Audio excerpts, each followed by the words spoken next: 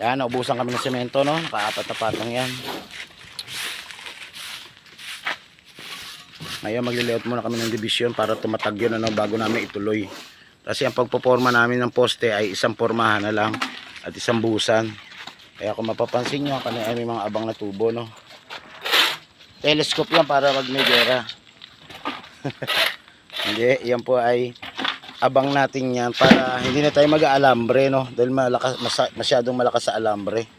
Aksayado sa alambre. Ang gagawin natin, bumili tayo ng full thread na rod at papasok na lang natin gano'n, no? Tapos itatayo yung forma, ilalak na lang gano'n ng tubo para mapabilis lang tayo sa pagpoporma at kahit saang lugar magagamit po natin yung ating gagawing panglak ng forma, no?